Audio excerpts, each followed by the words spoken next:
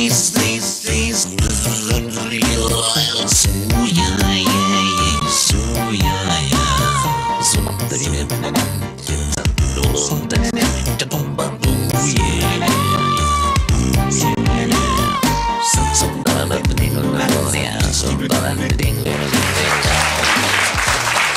on se retrouve pour une nouvelle semaine.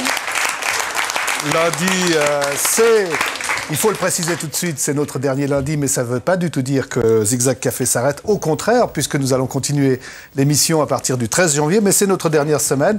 Et puis cette semaine, elle aura une certaine couleur, vous allez la découvrir tout à l'heure.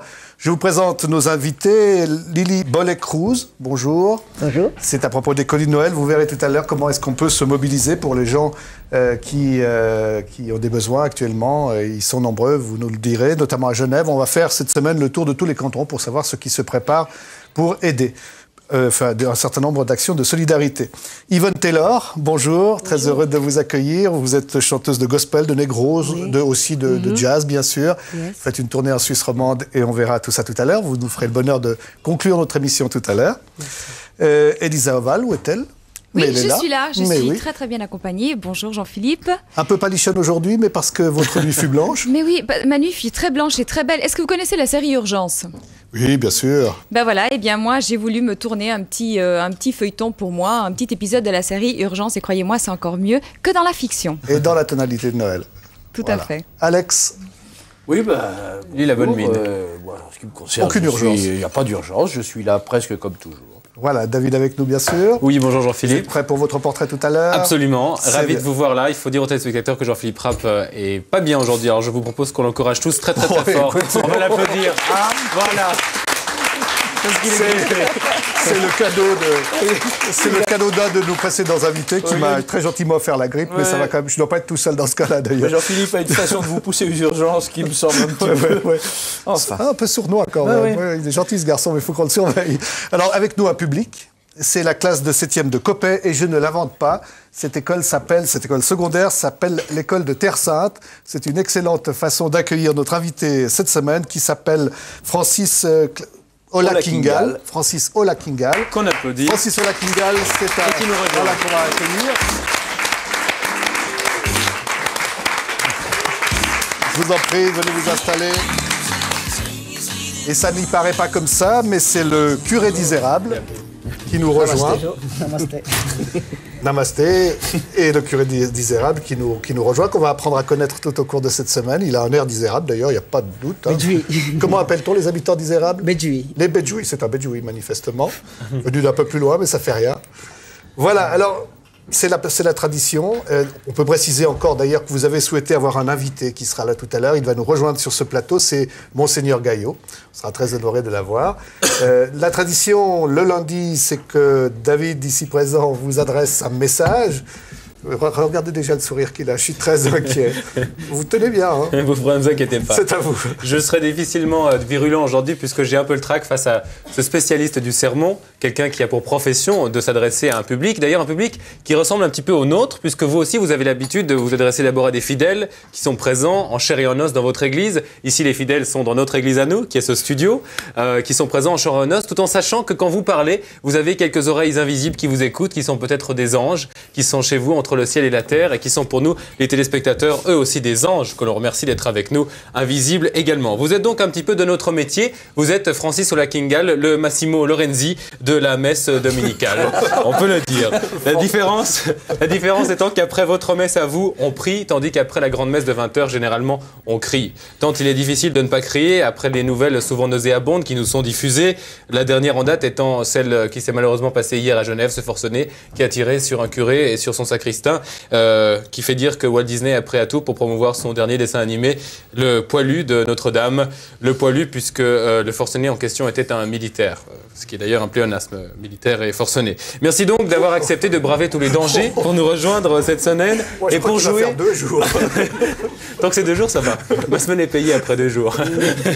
Donc merci d'avoir bravé les dangers pour jouer le 15e invité de Zigzag Café. Et j'en profite, comme Jean-Philippe Rapp le fit tout à l'heure, pour dire qu'il y aura un 16e invité, mais qu'il faudra pour pour cela attendre le 13 janvier, puisque nous reviendrons après avoir passé de bonnes vacances, après avoir soigné nos grippes, nos fièvres, etc. On sera là pour le 16e invité. Vous êtes donc le 15e invité. C'est donc dire que ça fait 15 semaines que nous sommes ensemble et que de café coulait sous notre pont depuis le premier invité. Souvenez-vous-en, c'était Didier et ses bateaux. Et cette semaine, eh bien, c'est vous, Francis, et ses cathos. Enfin, si je peux m'exprimer ainsi.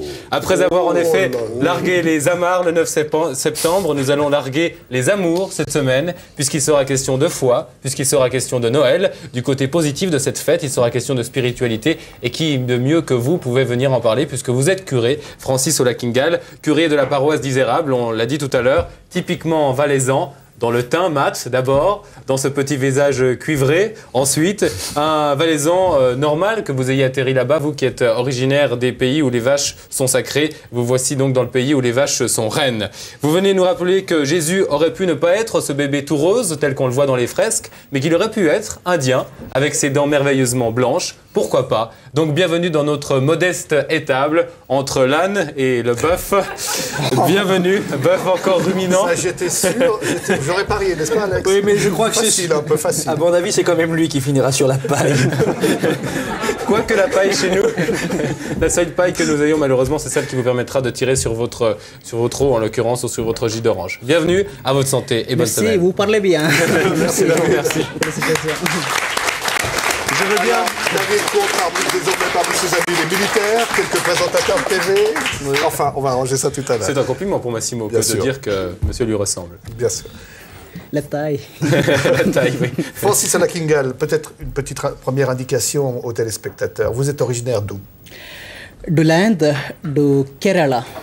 Vous êtes un catholique du Kerala. Je suis catholique romaine de Kerala. Vous nous rappelez combien il y a de chrétiens dans ce sous-continent? Donc, en Inde, presque 30 millions. 30 millions de chrétiens. Bon, il y a des protestants, il y a des catholiques et d'autres églises. Et puis, au Kerala, presque, ça doit être 12 millions. De chrétiens. Et puis nous avons le christianisme depuis presque, dès le début, c'est-à-dire c'est Saint Thomas, l'apôtre, qui a apporté le christianisme en Inde. Donc on avait le christianisme dès le début. En même temps que Rome, en même temps que l'Europe. Même avant la Suisse. Alors on reviendra tout à l'heure sur tout au cours de la semaine d'ailleurs, sur votre démarche, votre itinéraire, vos rencontres avec les gens d'Isérable, votre travail actuel, vos engagements. Mais c'est la tradition aussi, vous êtes né en 1959, et en 1959, qu'est-ce qui se passait? Beaucoup de choses, oui. Notamment deux nouvelles que l'on a sélectionnées tout à fait pour vous.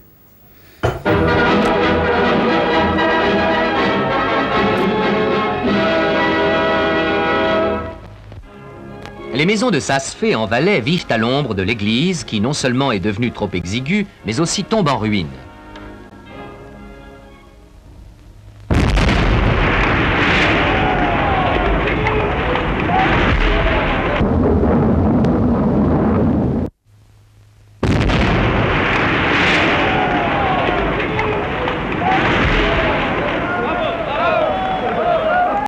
L'édifice construit en 1894 n'avait dans le fond ni valeur architecturale, ni caractère original. La PA s'est acquittée de sa tâche rapidement et d'après les calculs minutieusement établis. Le clocher s'est effondré à quelques centimètres près à l'endroit prévu. Heureux pays où monsieur le curé remercie les militaires d'avoir si bien anéanti son église.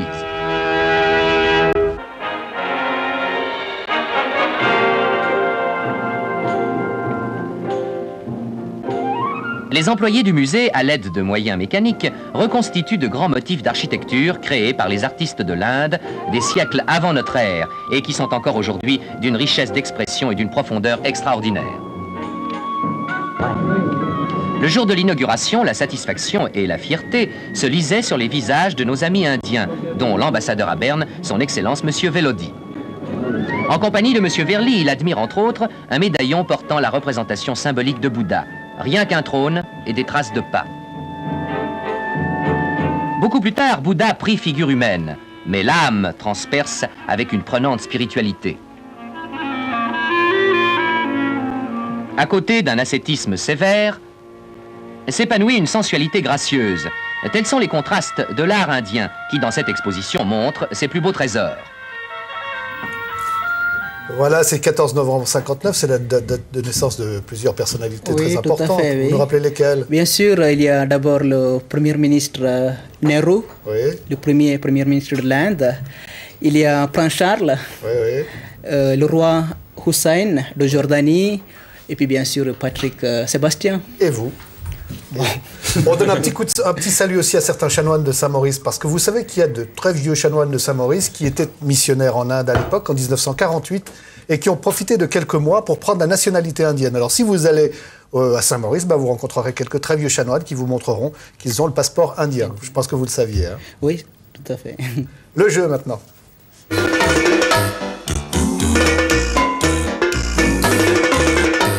Et pour la dernière destination avant les vacances, voici maintenant un lieu qu'il faudra découvrir. Pour ceci, regardez bien votre écran et n'appelez pas, mais écrivez-nous maintenant et pour nous dire où a été prise cette image. Apparemment d'un loup vu de dos. Je crois qu'il pourrait bien s'agir de ça, à moins que ce soit une autre espèce en voie de disparition. De la neige, jusque-là, ça peut être dans beaucoup d'endroits du monde. Un indice devrait vous être proposé grâce à ce zoom arrière. Vous nous écrivez, maintenant, cette semaine, vous n'appelez pas, mais vous écrivez sur carte postale à l'intention de Zigzag Café, Télévision Suisse Romande, case postale 234 1211 Genève 8, et l'on félicitera Gabi, qui vient d'écrire parfaitement bien sur notre écran l'adresse que vous devez vous-même taper pour nous écrire. Je vous rappelle que jeudi, nous ferons un tirage au sort cette semaine exceptionnellement, et que celui qui sera tiré au sort sera appelé pour partir dans cette région magnifique, on peut déjà vous le dire. Voilà, on va vous demander quand même si vos ouailles sont à l'écoute aujourd'hui. Vous pensez qu'on vous suit du côté d'Isérable? Bien sûr, bien sûr. Ils vous ont chargé d'une mission en descendant, vous en avez parlé un petit peu avec eux? Je vous salue bien tous. Je vous salue bien. Merci. Vous avez même dit d'ailleurs que je crois qu'un certain nombre de paroissiens allaient descendre. Voilà, jeudi, on viendra ici une quinzaine de Bédouis et Bédouasses avec le mouvement La Vie Montante. C'est un mouvement des personnes âgées. Ah, voilà. Certaines d'entre elles ne sont jamais venues à la télévision. Peut-être même pas à Genève. Ah bah dites donc. Peut-être. Et puis comment est-ce qu'ils apprécient le fait d'avoir un curé que l'on voit de temps en temps dans les médias? Est-ce qu'ils aiment ça? Ça, il faut demander à eux. Mais en tout cas, je pense que c'est un signe d'ouverture. Hein, parce que souvent, quand on parle d'Isérable, les gens se moquent d'Isérable en disant que bon, c'est un endroit isolé. Donc depuis quelque temps, en tout cas depuis une année, que Isérable est dans les médias. On parle beaucoup d'Isérable. Je crois que c'est un signe d'ouverture et aussi ça amène les touristes à Isérable. Voilà un curé qui est chargé de beaucoup de missions. On verra tout à l'heure. La réaction de ces paroissiens, bien nous l'avons. Vous le découvrirez tout à l'heure, ça sera à partir de 13h. Dans moins de 2 minutes, le téléjournal de midi, où notamment on reviendra très probablement sur cette prise d'otage dans une église à Genève pendant le week-end, avec notamment la présence de Laurent Valpon. Ensoleillé. Dépêchez-vous d'en profiter, une perturbation s'annonce. D'ici mercredi, il pourrait pleuvoir. Les températures passeront de -1 à 3 degrés sur le plateau, de -3 à 6 degrés. Le ciel reste variable. Pour ces prochains jours, les températures pourraient s'élever toutefois légèrement. Jean-Philippe, dans la seconde partie de Zigzag Café, on découvre votre invité un peu mieux. Oui, bien sûr. Et puis on va être un peu dans la réflexion que faisait Laurent Valpon tout à l'heure, à savoir qu'on est dans une période à Noël où se côtoie le plaisir, le bonheur pour certains, puis le désespoir pour d'autres. Vous l'avez connu de manière assez dramatique. Alors, au cours de cette semaine, on va parler à la fois des exclus du bonheur de Noël et de ceux qui le sont un peu mieux. On le fera avec Monseigneur Gaillot et on le fera avec notre invité principal, qui est Francis Olakingal, curé d'Isérable.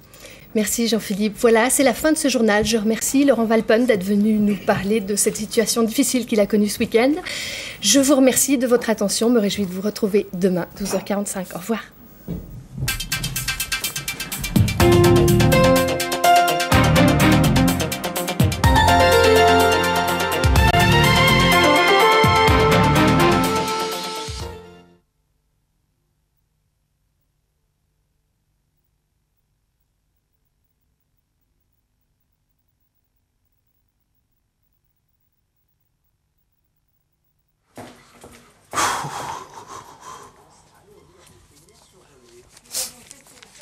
Oui.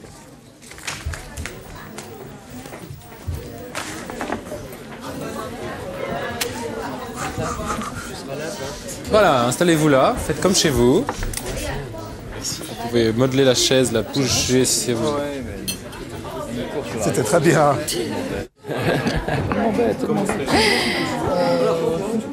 Bonjour, bienvenue. Elisa. Je peux te demander de te mettre peut-être 5 cm de plus à droite. Parce que Vous avez fait bon voyage? très bon. Régime que je m'impose depuis l'Inde récente. Voilà. Ça va ou bien je dois pousser encore un petit peu? Ah, c'est bon. C'est bon, de toute façon, mais Jean-Philippe, ça va être très très grave. Il y a du monde. 30 secondes pour nous.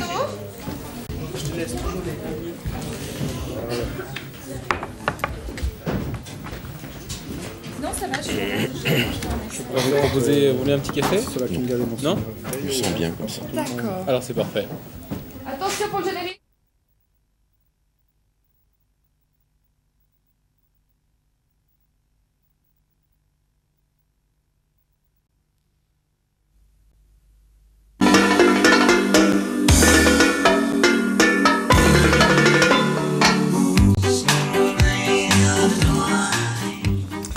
On se retrouve pour cette deuxième partie de Zigzag Café. Avant que je vous présente nos invités, j'aimerais faire passer un tout petit message parce que je suis sûr qu'ils nous écoutent. Pierre-Alain Terrier, vous vous souvenez de cet invité que nous avons eu il y a 2 semaines? Un invité magnifique, un très beau parcours que nous avons fait ensemble. Pierre-Alain Terrier est très gravement malade du sida, il l'a dit, il nous l'a expliqué, il a montré son courage, il a montré à quel point il fallait que les gens l'entourent. Pierre-Alain est aujourd'hui à l'hôpital. On sait qu'il passe des jours un tout petit peu difficiles, alors on le salue. Et puis si certains d'entre vous veulent le saluer plus particulièrement, vous pouvez simplement nous écrire, nous lui transmettrons tous les messages. Pierre-Alain, on est avec toi. Voilà, je vous présente nos invités. Francis Olakingal, curé d'Isérable, qui va passer la semaine avec nous. Je vous le rappelle, originaire de Kerala et puis désormais à la tête d'une paroisse très intéressante. Et Monseigneur Gaillot. Merci Monseigneur d'avoir fait le voyage de Paris. C'était à la demande de notre invité qui souhaitait vraiment beaucoup vous rencontrer. Merci. Et dialoguer avec vous autour de la question des exclus notamment. Alors, ce que je vous propose à tous les deux, pour commencer, c'est que, Monseigneur, vous allez un peu découvrir les paroissiens de Francis Olakingal. Et puis Francis Olakingal va découvrir, peut-être qu'il le sait déjà, ce qu'ils pensent et ce qu'ils disent de lui. Regardez. Bonjour. Ça va? Comment ça va? Il aime beaucoup les enfants alors. Et puis alors quand il nous rencontre, il parle, il demande ce qu'on fait, tout ça. Ça nous réjouit d'avoir un curé parce que c'est toujours difficile de n'avoir pas de curé dans une paroisse.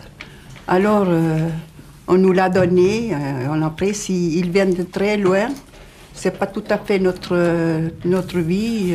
Il connaît d'autres vies. Bien sûr que l'Inde, c'est autre chose.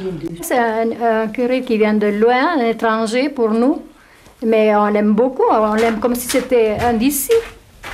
Il nous donne des conseils. Mais il faut aussi les mettre en pratique. Avant, on avait un curé qui était très apprécié, plus traditionnaliste, qui se promenait avec sa soutane. On le reconnaissait bien, on savait que c'était le curé. Francis arrive avec d'autres idées. Je pense qu'il est aussi assez accepté dans la commune. Quelles idées? Des idées plus humanistes, avec ses droits de l'homme. Peut-être qu'ici, je dirais que c'est moins dans les préoccupations des gens. Vous savez, on vit à la montagne, on est plus attaché, je dirais pas à notre bien matériel, non, mais à notre survie de tous les jours et à la vie de tous les jours. Vie de montagne, quoi. Mon grand-père me disait, il ne faut jamais critiquer les curés. Parce que c'est des gens comme nous, mais ils sont quand même supérieurs.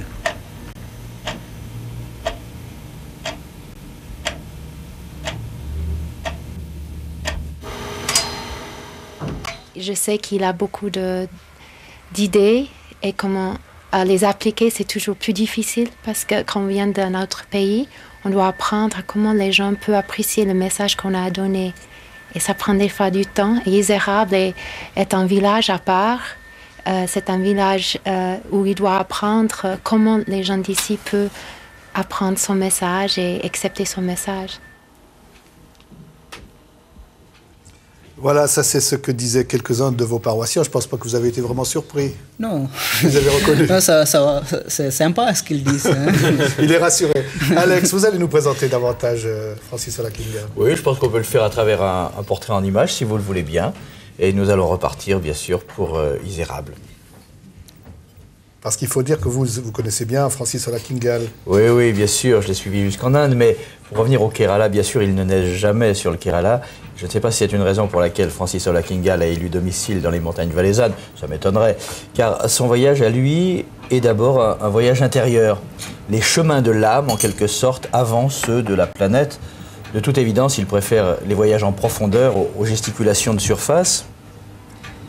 Mais tout ça, justement à cause de la planète, n'empêche pas le dépaysement. Car Francis, né en Inde, voilà 37 ans, retourne dans sa famille tous les 2 ou 3 ans.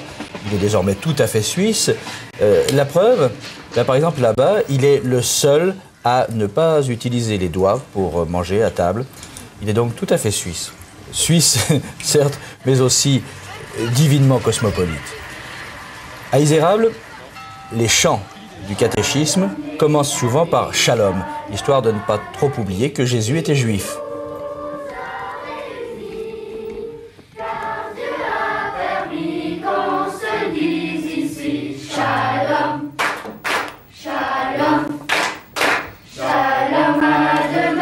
Étonnante rencontre que celle de ce prêtre venu au monde en Inde et de ces croyants retirés dans une montagne où s'accrochent, dit-on, les ultimes descendants de lointaines invasions sarrasines. C'est très bon. Hein?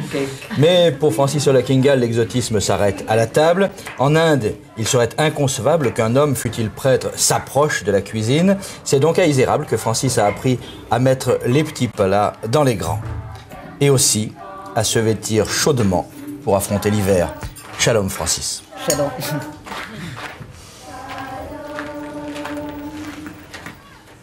Voilà, merci Alex de votre portrait, il est très beau. Merci. Voilà, Francis Ola-Kingal, on va apprendre à vous découvrir au cours de cette semaine, mais vous souhaitiez la présence de Monseigneur Gaillot, parce que vous aviez une grande admiration. J'ai une grande estime pour Monseigneur Gaillot. Je l'ai rencontré à l'université de Fribourg quand j'étais étudiant, quand j'étais séminariste. Je l'ai écouté avec beaucoup d'admiration en ce jour-là. Et puis, j'étais très triste le jour qu'il était suspendu de son ministère. C'était en vendredi 13. Et depuis ce jour-là, je commence à méfier le vendredi 13. Je dis un peu superstitieux. Monseigneur, pour vous, le vendredi 13, c'est aussi, ça reste un souvenir douloureux, sûrement. En même temps, c'est un événement qui m'a permis de rebondir.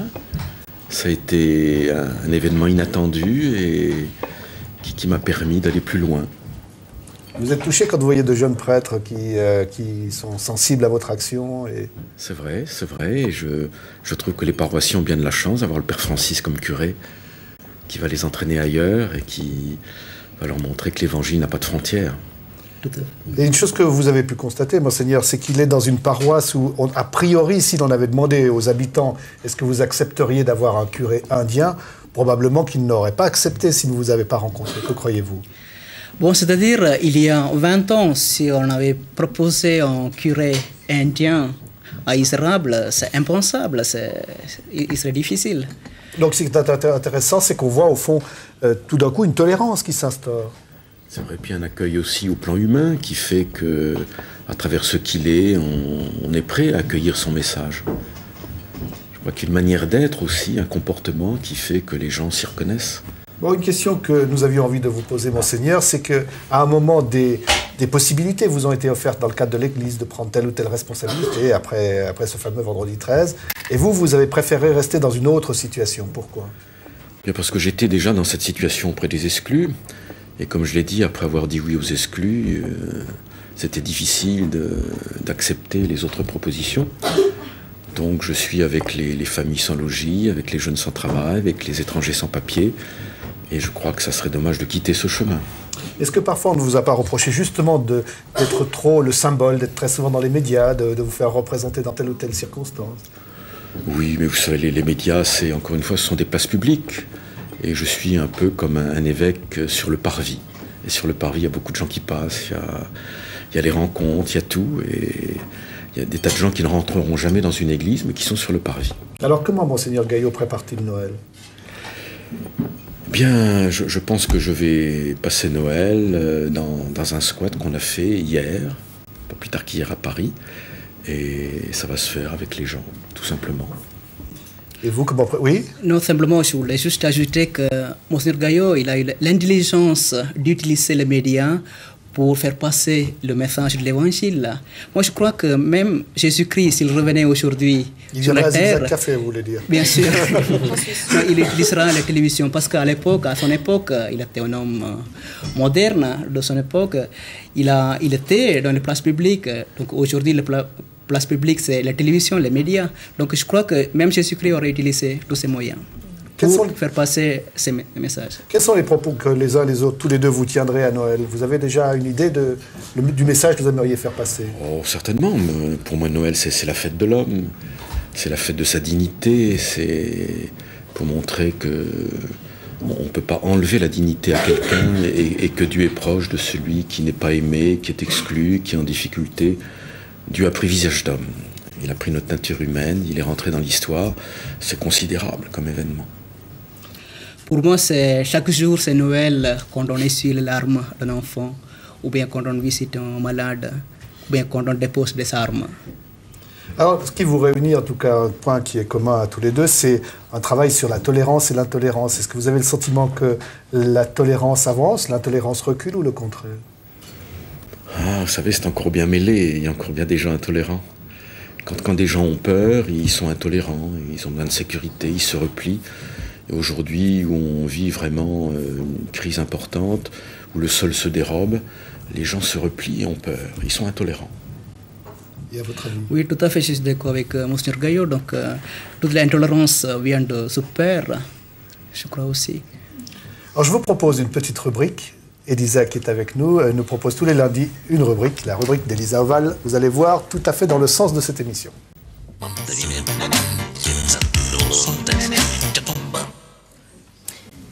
Oui, voilà, tout d'abord, je tiens à remercier Arnaud Maquilleur qui a réussi une opération anti-cerne ce matin de chaque côté de mes yeux. Des cernes que j'ai gagnées très très bien d'ailleurs en parcourant les couloirs de la maternité tout au long de cette nuit. Oui, j'ai passé une nuit blanche et si c'était à refaire, croyez-moi, je le referais. J'étais très bien accompagnée avec des petits cris de bébés, avec des papas impatients qui écrasaient leurs cigarettes dans les cendriers et des sages-femmes. Et c'est vraiment un métier passionnant, je ne sais pas si vous le connaissez, mais moi je vous propose de les écouter. Alors j'ai choisi ce métier par hasard. C'est en fait en travaillant dans une maternité que j'ai vu des sages-femmes à l'ouvrage et c'est ça qui m'a donné envie en fait. Je suis quand même toujours étonnée de voir que l'accouchement est difficile. Il y a des jours, j'ai de l'émotion en voyant les enfants arriver. D'autres jours, je suis plus axée sur des aspects techniques. Chaque naissance n'est pas aussi émouvante. Ça dépend beaucoup des parents. Je pense qu'ils ont la place pour vivre leur expérience ensemble. Et puis nous, on y participe comme on peut. Mais c'est vrai que c'est pas chaque fois la même chose du tout. C'est mystérieux de voir une dame qui arrive avec un gros ventre et quelques heures après, je la vois avec ce bébé. Et j'ai des fois même, j'assiste d'un bout à l'autre à l'accouchement, la peine à faire le lien, à me dire c'était vraiment cette dame-là qui n'avait pas ce bébé, puis tout à coup il est là. Mais je pense qu'on est désormais beaucoup plus à l'écoute de ce que désirent les femmes quand elles désirent quelque chose, ou plutôt quand elles expriment leur désir. Oui, c'est un métier privilégié dans le sens que je me sens un peu ambassadrice. C'est un honneur de pouvoir accueillir les enfants quand ils arrivent, d'être le premier intermédiaire quand ils sont là. C'est votre premier bébé? Oui. Vous allez assister à l'accouchement? Je pense que oui. Vous avez peur? Peut-être non. Comme c'est la première fois, je sais pas. C'est un garçon ou une petite fille? Un garçon. Qui s'appelle? Bruno. Alors voilà, on va voir Bruno. Bonjour Bruno. Voilà, ça c'est un beau cadeau pour Zigzag Café. C'est le premier sourire de Bruno qui a à peine quelques minutes. C'est surtout un beau cadeau pour ces parents qui ne pouvaient souhaiter un meilleur cadeau 10 jours avant Noël que le sourire de leur petit Bruno. Alors Bruno, il est encore un tout petit peu petit pour suivre les contes de Noël, mais moi je vous rappelle que cette cassette, elle est toujours à votre disponibilité. Vous pouvez composer le 0848 828 828. C'est une cassette dans laquelle vous trouvez 11 contes qui sont racontés par des gens de l'antenne. Et bien sûr, les 30 francs de cette cassette iront pour les enfants de Suisse romande. Pour en revenir à Bruno, Monseigneur, mon père, est-ce que cette histoire vous rappelle quelque chose? Non. Absolument pas. Vous n'avez jamais entendu parler d'un petit garçon qui est né... La naissance de Jésus ou... Peut-être. Voilà. Noël, c'est un enfant, c'est une naissance. Ce qui était très beau, c'était d'entendre justement les sages-femmes qui travaillent tous les jours et qui ne peuvent pas travailler d'une façon routinière et qui disent à chaque fois c'est différent et à chaque fois c'est mystérieux. C'est la vie. C'est la vie. Une question peut-être à tous les deux aussi, parce que c'était... On l'a entendu tout à l'heure lors de l'interview du responsable de la police genevoise dans le journal télévisé que nous avons suivi ensemble. Hein. Il rappelait qu'il y avait eu un drame dans une église et qu'en fait ce drame était lié à cette période de Noël où pour les uns c'est un instant de bonheur, mais pour les autres c'est un instant d'accentuation de la solitude et de souffrance, non? Oui. C'est vrai qu'il y a des gens qui n'aiment pas Noël parce que c'est la solitude, ils se retrouvent seuls, alors qu'ils savent qu'il y a des familles qui se retrouvent, que c'est la joie de la rencontre. Et il faut penser à ces gens-là aussi. Moi, je crois que c'est un problème de cette société occidentale, je dirais. Parce que Noël en Inde, c'est tout à fait différent. Bon, d'abord, en Inde, on n'est jamais seul. La solitude, les personnes âgées, on n'est jamais tout seul. Alors, il n'y a pas la question de fêter Noël tout seul. On est à l'extérieur et puis il n'y a pas toutes ces questions de cadeaux. Je crois que le moment qu'on ne reçoit pas un cadeau, on a le sentiment d'être mal aimé, donc on est seul. Alors je crois que c'est un problème d'ici, je dirais, mais ça existe, c'est vrai. Merci. En tout cas, une chose qu'on peut rappeler, qu'on rappellera d'ailleurs tout au cours de la semaine, c'est qu'actuellement, dans tous les cantons de Suisse romande, notamment, il y a des actions pour aider les gens qui, tout simplement, n'ont même pas, c'est même pas une question de cadeau, mais c'est une question de se nourrir. Par exemple, à Genève, c'est les colis de Noël. Hein. Les colis du cœur, le Nicolas Cruz. Les colis du cœur, qui est l'équivalent des restos du cœur genevois. Alors je vous propose quelques images d'abord. Vous allez voir de quoi il s'agit, puis ensuite vous nous direz comment vous organisez votre action. Distribution de nourriture dans un hangar à Genève. Avec la crise, ils sont de plus en plus nombreux chaque mardi à devoir venir au colis du cœur. Des jeunes sans emploi, des moins jeunes en fin de droit, qui n'arrivent plus à nouer les deux bouts. Je suis en fin de droit, je trouve moi c'est une situation dramatique et difficile. J'aurais pas cru qu'un jour j'arriverais à venir chercher de la nourriture pour ma famille. Voilà où on est arrivé un professionnel de fin de carrière à 50 ans. Ouh, madame! La clientèle des colis du cœur a augmenté de 47% depuis janvier 95, période à laquelle les primes d'assurance maladie ont pris l'ascenseur, déséquilibrant le budget de nombreuses familles. C'est le constat des colis du cœur qui, chaque semaine, viennent en aide à quelques 500 personnes, toutes envoyées par les services sociaux de la ville. Ils ne sont pas nourris par les colis du cœur. Les colis du cœur n'ont pas les moyens de les nourrir. Nous, c'est un complément qu'on leur donne. C'est un complément qui représente combien de repas dans la semaine? Au maximum 2 repas par famille. Au maximum. Et ça, ce que vous avez reçu, ça représente quoi? Ça représente pour 3 personnes pendant une semaine. Alors, Madame Bola-Cruz, dites-nous, c'est la période qui précède Noël. Est-ce que vous avez plus de demandes aujourd'hui? On l'a dit tout dans le reportage, donc depuis 1995, on a 47% de plus de nos bénéficiaires. Pourquoi? Parce que la situation à Genève est catastrophique. Selon les services sociaux, il y aurait dans le canton de Genève 80 000 personnes qui seraient au seuil de la pauvreté, ce qui est très choquant dans un pays comme le nôtre. Et alors comment peut-on faire pour avoir une possibilité d'obtenir un colis du cœur? Les personnes qui viennent chez nous vont d'abord dans un service social, donc que ce soit Caritas, l'Hospice Général ou dans un autre service social de la ville, qui étudient leur situation financière et ensuite ils viennent chez nous avec une attestation et nous, avec cette attestation, on va leur faire une carte des colis du cœur, ce qui auront droit à venir une fois par semaine, donc tous les mardis, recevoir les colis que nous leur donnons. Merci Madame. Je rappelle que l'on parlera d'autres situations en Valais, à Fribourg et ailleurs au cours de ces prochains jours. Monseigneur Gaillot, est-ce que vous êtes surpris de découvrir qu'en Suisse, par exemple, la Suisse que l'on dit prospère, on se retrouve dans cette situation-là? Non, je sais que partout, il y a des exclus, vous savez, dans toutes nos sociétés, et que partout, il y a des initiatives de solidarité qui sont très belles. Et je pense qu'à Noël, on devrait être attentif pour que personne ne soit tout seul, personne ne vive dans la solitude. Et il y a peut-être quelqu'un invité à notre table. Sûrement. Ne pas oublier d'inviter quelqu'un, voilà. C'est peut-être tout simplement son voisin, qui on n'a pas osé parler durant. C'est vrai, avoir l'initiative d'inviter des gens qui sont seuls. Je vous propose à tous les deux de suivre une autre rubrique, c'est des jeunes entre 6 et 8 ans, à qui Bernard Pichon a demandé ce qu'il pensait de la religion. Vous verrez, c'est parfois assez amusant quand même.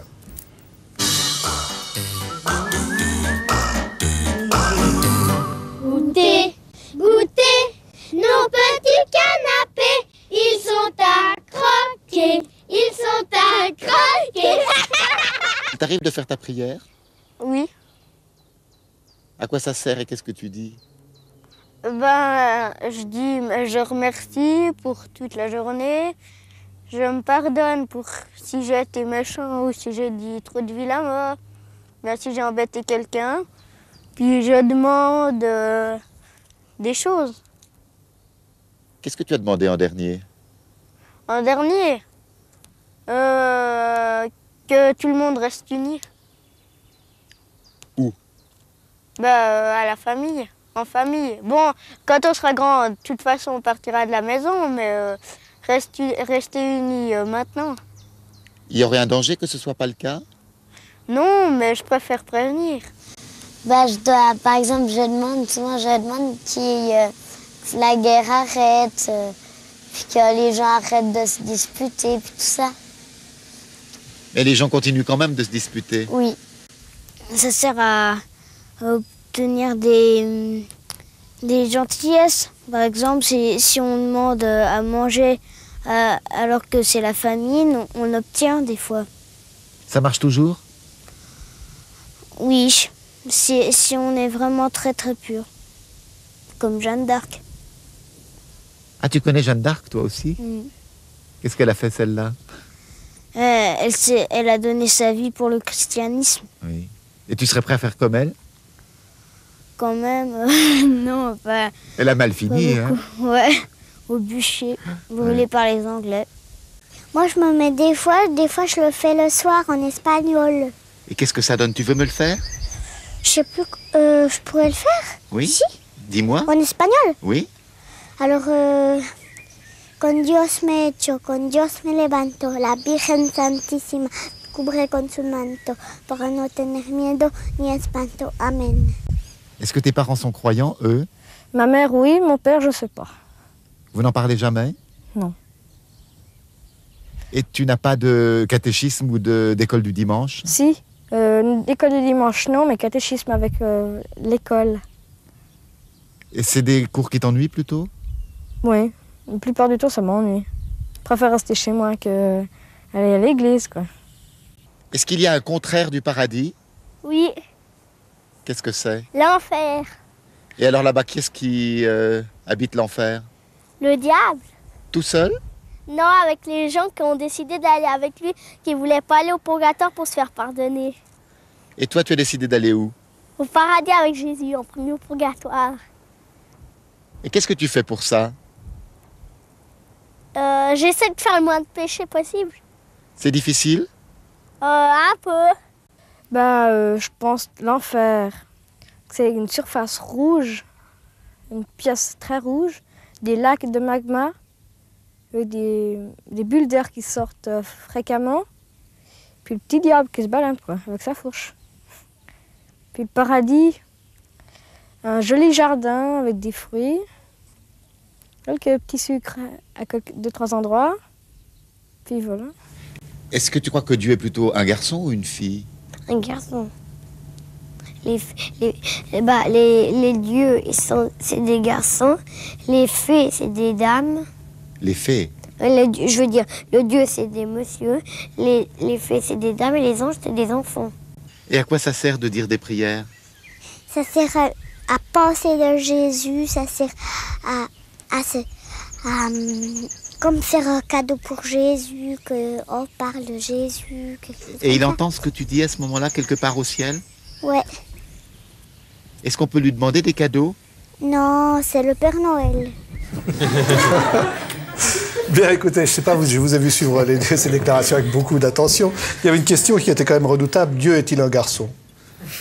Je crois qu'il n'est ni homme ni femme, il n'est pas lié à un sexe. Quelles a été vos réflexions en entendant ces enfants? Est-ce qu'ils vous ont étonné? Oui, je trouve qu'ils vont un peu à l'essentiel, ils veulent la paix, ils veulent qu'on soit unis, ils pensent aux autres, ils ne pensent pas à eux, à leurs cadeaux, c'est les gens. Et puis c'est aussi des gens qu'ils aient à manger. Oui. Et vous? C'est vrai, c'est vraiment mignon. Est-ce qu'ils vous disent les mêmes choses quand vous donnez le catéchisme à Isérables? Donc il sera à peu près les mêmes réactions. Et puis aussi, je remarque qu'il y a moins en moins des enfants qui prient régulièrement parce que les parents ne montrent pas de bon exemple. Alors je crois que là, les parents, ils ont quelque chose à faire. Simplement dire merci pour la vie, pour la santé, pour la bonne chance qu'on a, pour la nourriture. Ce sont tout simples, les prières qu'ils peuvent faire. Monseigneur Gaillot, vous pensez qu'on prie de moins en moins maintenant, en particulier chez les jeunes? Oh non, je crois que les gens prient à leur manière, à leur rythme. Quelles sont les différentes façons de prier? Parce qu'on imagine toujours de manière très classique, quelqu'un qui dirait un rosaire par exemple. Non, je crois qu'on prie avec des mots à nous, en fonction des circonstances où on est. Et chacun a sa prière, comme on a un timbre de voix, un visage. La prière est vraiment personnalisée. Et je trouve que la prière la plus importante, c'est peut-être la prière de demande. On demande pour les autres, on demande pour soi aussi. C'est pas d'abord une prière de remerciement, mais on demande. Et vous, quand vous priez à des heures régulières? Vous avez des moments de prière? Oui, tout à fait. Le matin et le soir, comme les enfants. Oui. Le matin, je prie pour les gens que je vais rencontrer dans la journée, pour qu'il se passe quelque chose. Et puis le soir, je prie pour les gens que j'ai rencontrés. Et vous-même, Francis? Pour moi, la prière, c'est ce qui est le plus important, c'est la prière intérieure. C'est simplement même une prise de conscience de notre respiration. Pour moi, c'est une prière parce que cette respiration, ce souffle vient de Dieu. Donc, c'est le signe de notre vie. Moi, je connais à ce propos une histoire en Inde. Des disciples demandaient au maître dans son monastère, dans son ashram, de parler de Dieu, et enseigner à prier. Simplement, il a amené ses disciples dans la nature, il a montré des montagnes, des rivières, des fleurs, des arbres. Et puis les disciples le reprochaient en disant que toi, tu ne parles jamais de Dieu, tu n'enseignes à prier. Alors il dit que regarde tous ces arbres, toutes ces montagnes, ils parlent de Dieu. Donc pour moi, c'est déjà c'est une contemplation, c'est une méditation, le moment qu'on admire les montagnes, les arbres, c'est mettre en lien, c'est un dialogue avec Dieu déjà. Merci Francis. Je vous propose d'ailleurs, Yvonne Taylor est avec nous, prenez le micro qui est juste là en face de vous. Voilà, parce qu'Yvonne Taylor chante, elle chante des gospels, des negro spirituals. D'ailleurs, un CD vient de sortir. D'où êtes-vous? Je viens d'où? De Boston. Voilà, elle vient de Boston. Yes, oui. Elle va chanter dans différentes églises en Suisse romande. Hein. C'est à Lausanne jeudi. C'est à Sion le 21. Ben voilà, vous pourriez y aller. Hein. C'est à l'église Saint-Guérin. Le 26 décembre, ce sera au Diableret. Ensuite, vous serez à Villars, vous serez à Colombay, à Châteaudet. Qu'est-ce que vous aimez chanter? What do I like to sing? J'aime les classiques, les chansons classiques. Par exemple, les chansons que nous avons choisies pour aujourd'hui. Le titre, c'est Moses, Go Down Moses. Ça, c'est bien connu. I hope I'm speaking right. J'espère que je parle bien le français. Mais... Très bien. Écoutez, on va vous demander de rejoindre votre mari, Alain Chaubert, qui vous accompagne. C'est juste là, pour que vous puissiez nous interpréter cette chanson qui sera en fait à la fois à Monseigneur Gaillot, à Francis Olakingal et à tout notre public. Voilà, je vous laisse rejoindre le micro.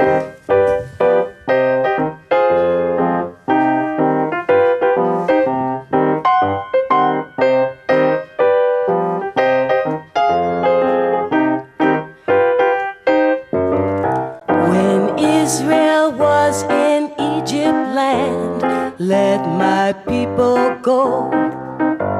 Oppressed so hard they could not stand. Let my people go. And the Lord said, go down, Moses, way down in Egypt land. Tell old Pharaoh to let my people go. So Moses went to Egypt land, let my people go. He made old Pharaoh understand to let my people go. Yes, the Lord said, go down, Moses, way down in Egypt land. Tell old Pharaoh to let my people go. Thus said the Lord, oh Moses said, to let my people go. If not, I'll smite your firstborn dead. Let let my people go. And the Lord said, go down. Moses, way down in Egypt land, tell Pharaoh to let my people go.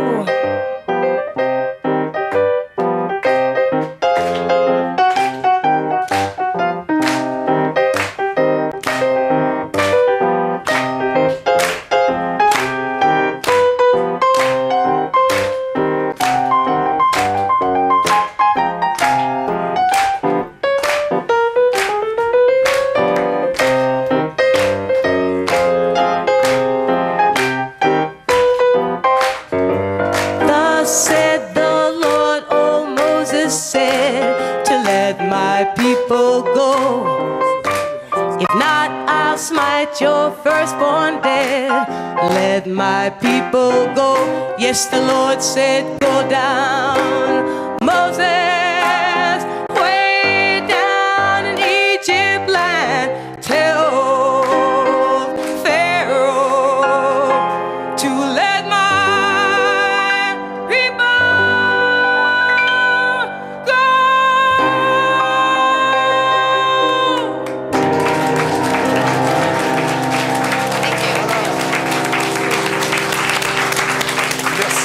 Yvonne Taylor, merci à tous ceux qui ont participé à l'émission. Merci à Monseigneur Gaillot de nous avoir rejoints. Nous avons rendez-vous demain, Francis, vous n'oubliez pas, à la même heure. Et Madame Françoise j'ai un blanc, qui avons-nous demain? La représentante. Maman de François-Xavier Bagnou. La mère de François-Xavier Bagnou, Madame. C'est la grippe, je vous prie d'en excuser. Voilà, c'est la grippe. Merci en tout cas de nous avoir rejoints. Et puis demain, Madame de Bois-Rouvray sera bien sûr avec nous. Ça y est, ça fonctionne, mais assez lentement aujourd'hui. Passez une bonne après-midi.